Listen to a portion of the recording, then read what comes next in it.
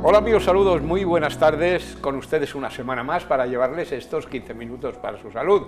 Hoy realizamos el programa desde la sede del Colegio Oficial de Farmacéuticos de Córdoba y vamos a tener el placer de dialogar con una farmacéutica, Mónica Lasarte, que ya nos ha acompañado en otras ediciones. Buenas tardes, Mónica. Buenas tardes. Hoy vamos a hablar de algo que está de plena actualidad, sobre todo porque estamos en pleno invierno y la tos, tema que nos va a ocupar en este programa, se convierte desventuradamente en protagonista.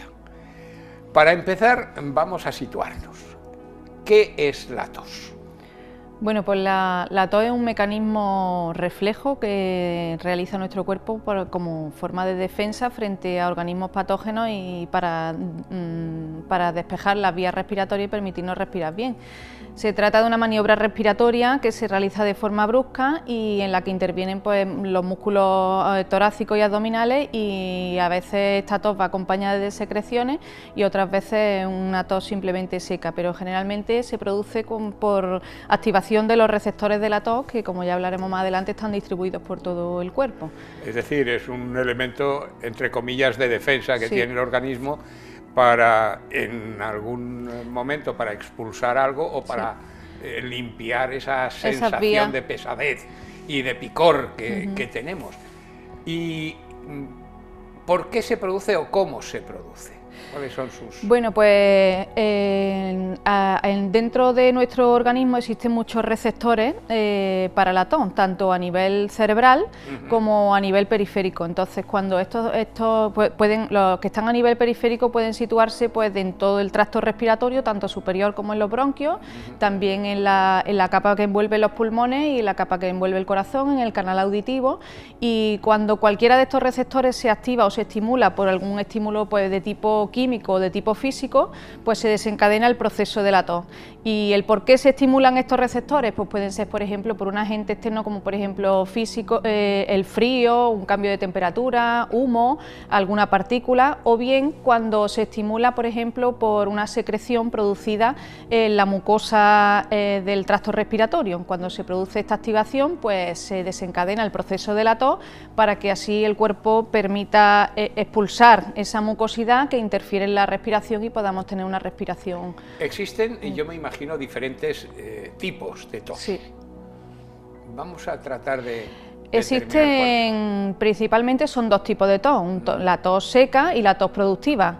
No siempre que tengamos la tos es necesario cortar esa tos, porque hay veces que la tos de tipo productivo, nosotros como farmacéuticos solamente tenemos que actuar en el caso de que la tos sea estrictamente seca. En la tos productiva no se debe de cortar, puesto que esa mucosidad que es la que produce la tos productiva no se debe de quedar en el tracto respiratorio, sino que se debe expulsar, con lo cual nosotros nuestra información o nuestra actuación farmacológica sería con un mucolítico, un expectorante que permite disminuir la viscosidad de esa flema o de esa mucosidad y expectorarla y expulsarla fuera, ¿vale? En el caso de que sea una tos seca se produce simplemente por estimulación de estos receptores que hemos dicho, que puede ser a nivel del cerebro, por ejemplo, a nivel de los bronquios, por un estímulo, pero que sin mucosidad. Entonces, en ese caso, esta tos, que puede llegar a ser irritativa y puede ser crónica, pues sí que nosotros actuamos mediante un antitusígeno, ¿vale? Para el antitusígeno, sobre todo los de origen central, lo que hacen es como desconectar el centro de la tos. Entonces, como un interruptor en el que, bueno, nosotros con ese medicamento cortamos de forma radical la tos seca. Claro. ¿Vale? Y hemos visto las causas por las cuales la tos se produce. ¿Se puede producir esa necesidad de toser por factores puramente, digamos, nerviosos, por sí. una costumbre. Esa hay, cosa hay una tos psicógena que en ese caso, claro, ese tipo de tos no tiene ninguna estimulación externa, ni de agentes químicos ni físicos, una tos de tipo nervioso. Claro. En ese caso hay que remitirlo al médico porque es una tos que no tiene ninguna patología asociada, sino simplemente una tos de tipo psicógeno. Sí que existe ese tipo de tos nerviosa y ese tipo de tos nerviosa solamente se puede tratar con antitusígenos de origen central para bloquear esos receptores o con un tratamiento pues más bien psicológico, ¿no? Porque es más bien una costumbre de al hablar una especie de tic. Sí, una especie de tic, eso no tiene ningún tipo de patología asociada. Y existen entre estos dos tipos de tos, la tos seca, la no productiva y la productiva, hay también, vamos a ver cómo trato yo de centrar esto porque me parece que tiene su interés. La tos puede ser en algún momento manifestación, sobre todo en aquellos casos en que la tos no desaparece, incluso con tratamiento, una alerta de alguna posible patología que no tenga nada que ver ni con el frío, ni con el resfriado, etcétera. Bueno, hay que tener en cuenta que también hay veces que la tos se produce como consecuencia de una medicación para otra patología. O sea, hay algunos medicamentos como los IMAO, los IECA, los ARA2 que como efecto secundario producen tos. Entonces, en esos casos lo que hay que estudiar con pues, el tratamiento farmacológico que tiene el paciente para ver si se puede asociar a eso, ¿vale? Otras veces sí es verdad que hay una tos seca de tipo crónico que generalmente aparece en las personas jóvenes y fumadoras, ¿vale? Entonces este tipo de tos es una tos que no tiene secreción, pero que puede dar origen a, bueno, pues al ser una tos de tipo fumador, pues lo que puede dar origen es a un cáncer bronquial a largo plazo. Entonces nuestra acción desde la farmacia sería más bien la deshabitación tabáquica del paciente para evitar que llegue a un proceso tumoral. Cuando hay una tos productiva crónica, o sea, es decir, cuando hay mucha expectoración y de forma crónica, pues generalmente se asocia a personas con una bronquitis crónica, bronquitis pues de tratamiento de largo plazo, ¿vale? Entonces hay que tratar también esa bronquitis. Estamos viendo como en última instancia la tos, como las inflamaciones, como la fiebre, etcétera, digamos, son llamadas que hace nuestro organismo para indicar que dentro de él algo no va del todo bien, ¿no es así? Yo creo que... hay que tener en cuenta, bueno, que nosotros en lo que es el tracto respiratorio superior tenemos unas células como con una mucosidad que es la que nos protege para evitar infecciones, ¿vale? Esa mucosidad nos protege. Cuando tenemos un tratamiento, por ejemplo, con antibióticos, pues la flora de nuestro tracto respiratorio se barre y entonces está más susceptible de infecciones. Que aparezcan esas infecciones. En ese caso, pues cuando se acumula esa mucosidad y las células no son capaces de expulsar esa mucosidad de forma autónoma, pues entonces se desencadena este proceso de la tos para ayudar a expulsar esta mucosidad, que en el caso de que no se expulse y se quedara ya en el tracto, en los pulmones y en los alveolos, pues puede llegar a producir neumonía e infecciones bacterianas asociadas.